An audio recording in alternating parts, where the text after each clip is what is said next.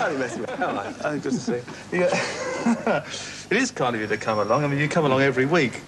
Well, yeah, it's a good show. It's a good atmosphere, and I didn't have anything to do, and I did come down to represent all the lads. People today. Very seriously. I mean, you did the 2 numbers for us on your own. Did you start off on your own, or all the time were you part of a band? No, I did.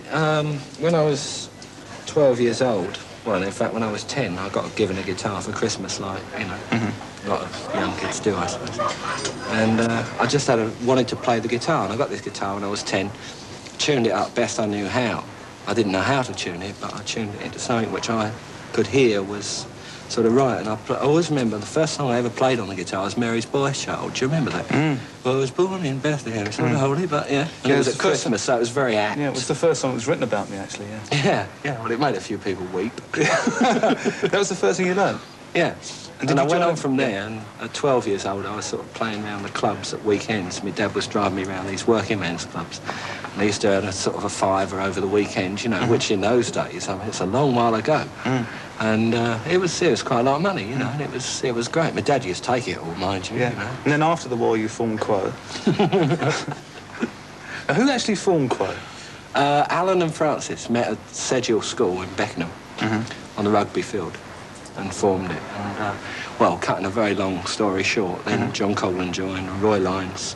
Then I joined in 1967. How did you join? Well, I, in fact, was with another group called... well, I won't tell you what they were called, because it's such a silly name. Go on, tell us. No, I won't. No. We want to know what they were called, don't we? Well, we were called the Jerks, actually.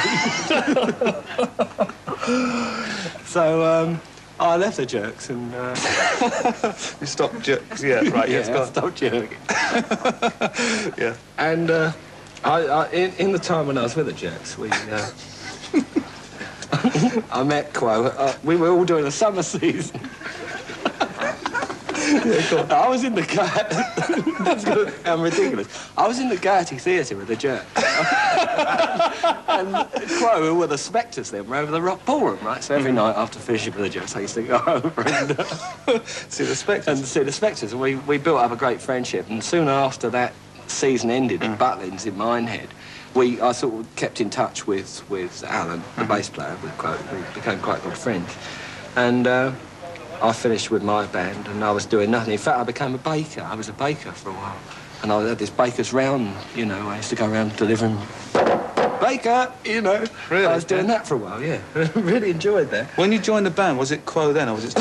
Originally, it came out of a shoe. That's absolutely true. Like these Italian shoes, beautiful Italian shoes called Quo Vadis. And our manager at the time was a plumber. Smashing bloke, though. And... he saw Quo Vadis in a shoe and said, you should call yourself Quo Vadis, you know. So we shuffled it around a bit and it eventually became Status Quo, then came Matchstick Men, and away we went. Most bands last about 10 years, at the best, and then sort of fold up or really change into and like diverse and digress into different things.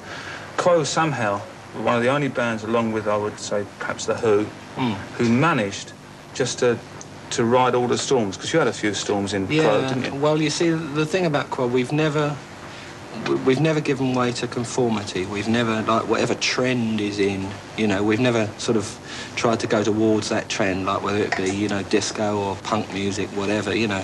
I've always seen Quo as this huge sort of steam train, and it just rips its way... Yeah, so it speeds at lunchtime, yeah.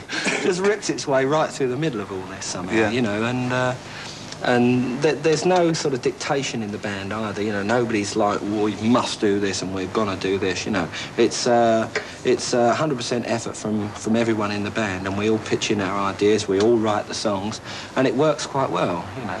What about stuff on your own? Because now, like, you've done the programme for us, you've got your own studio, you know, out in Surrey you're working.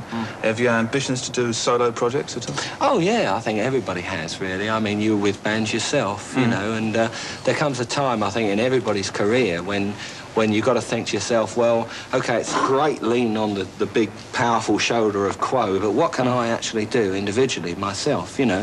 So I've started writing some stuff and, you know, doing some bits and pieces, and the beauty of it is I've got my studio there, so I can take my time and, you know, I'm not hustled any money hustles about how much the studio's costing, and I can get into my own stuff and do it properly. But there's no great rush, you know. There's still an awful lot to be done with Quo yet. I mean, we've still got targets to go for yet, and which we're still going to go for, you know. Yeah. Well, Quo and yourself giving a lot of people a lot of enjoyment. Are you happy? Yeah. What, with the band? Yeah, and with everything. Oh, yeah, very much so, yeah. Great. Well, I hope it continues. Thank you. Come you. back again on the next series. Okay. It's been a pleasure having you along.